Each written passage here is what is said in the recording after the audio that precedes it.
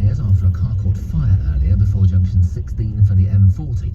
It's taking around an hour to queue from junction 13 for Staines. That means there are also queues on the M40 and on the A40 heading out of town. Taking about an hour to queue to the Dartford tunnels from junction 5 for the M26. Also on the M26 eastbound, there are long delays approaching junction 2A for Ruton. That's because of the roadworks. And there are queues on the M40 southbound. All traffic's now being held. That's because of barrier repairs after a car overturned earlier between junction 2 for Beaconsfield and the M25. This is LBC.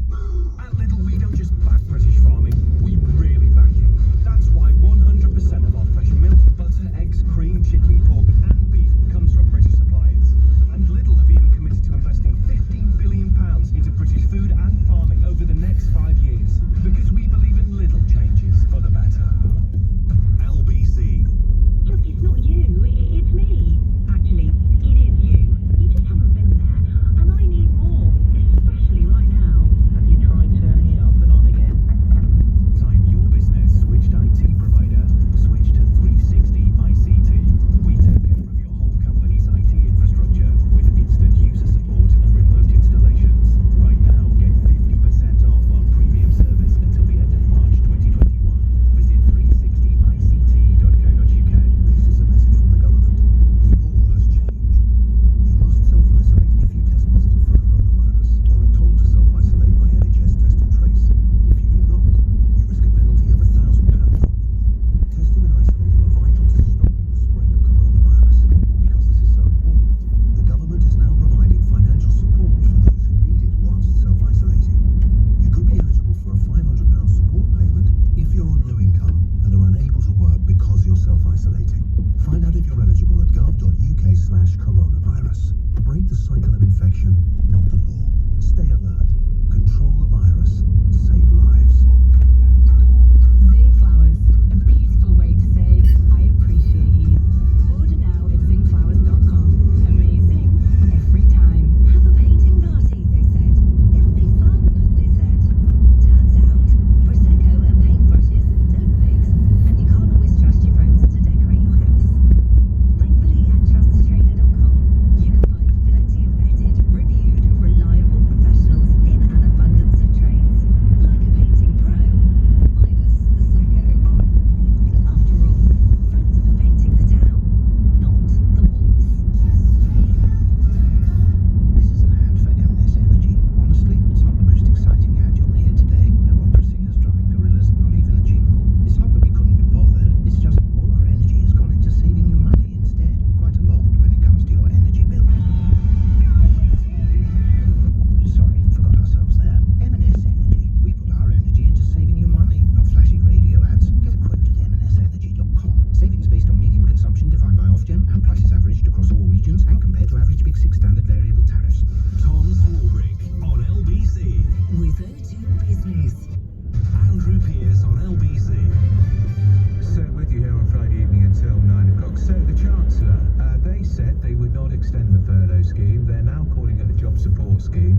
To hell with that, it's an extension of the furlough scheme. It is not on such generous terms. So if you've been on furlough, that ends at the end of October. 80% of your wages are being paid by the states that your employer makes some contribution to. The new furlough scheme, 67%. So if you're closed down by the government next week when they announce new restrictions, maybe you've got a pub or a hotel or a restaurant. If you're in one of those hotspot areas, you're just going to get 67%. Is it enough? Should the furlough scheme be extended as it is currently? That's what the Labour Party want. It's costing billions and billions and billions of pounds. But should the government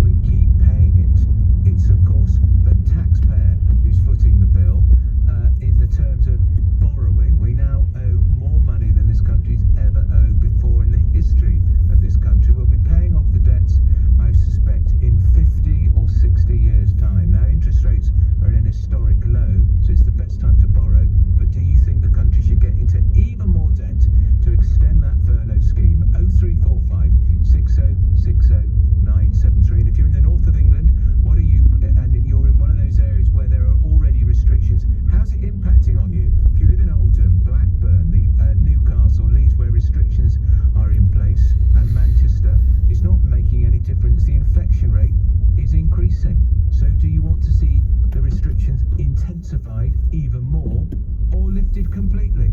0345 606097. Let's go to Andrew, who's calling from Reading. Andrew is a new caller, I think, to this programme, or even to LBC. No, just to this programme. Okay, Andrew, well, you're very welcome. Cool. I think you just missed a huge opportunity to ask two MPs who've just received a 4% salary rise how they can justify that salary rise when they're asking the rest of the UK, certainly those people who are then going on furlough. In fact, actually, with furlough ending, no one's actually guaranteed any money at all. But in industries where they're now offering 67%, they were just awarded themselves 4% salary rise, and you showed your true colours because you didn't have the guts to ask a senior Tory MP how they could justify that salary. Well, actually, it doesn't matter whether it's... Why did you say just the Tories? They're all taking the pay rise, and the pay rise is not... Hang on, Andrew, it's nothing to do with the government, the pay rise. It's to do with an independent pay commission. Now, as it happens, I don't agree they should have had it, and actually, it's 3,300 because actually, Andrew, I think you can whinge on about 650 MPs as much as you like. I think what's more important are the fate of millions of people who are facing the dole queue. I think that's more important. I think that's more important. I know what you're ringing about. I know you're ringing about the MPs, but actually, all the MPs are taking the pay rise. Labour, Liberal, Ulster Unionist, a lot of them. It's an independent pay review body. They're all leeches on this country, all 660 of them. When the government has done nothing about sorting out the problem that they faced with thousands of people being made redundant at the end of October. No, it's not thousands. It's hundreds. It's probably going to be hundreds of thousands, if not millions. So that, Andrew, frankly, is more important. It's more important. Oh no, I totally agree with you. And yet they're taking a 4% salary rise. Thank you very much indeed. And they have no consideration at all for the working population in this country. They're bleeding people dry. They're expecting people to live in poverty, to survive on 67% of their meagre salary because the hospitality industry pay minimum wage in most cases. They're going to pay 67% of that, and they've got the audacity to expect people to live on that and not live in poverty whilst they're accepting a 4% salary rise on an already massively inflated salary. All right, Andrew, you make a very good point. Just to say again, I don't know why he says it shows me in my true colours.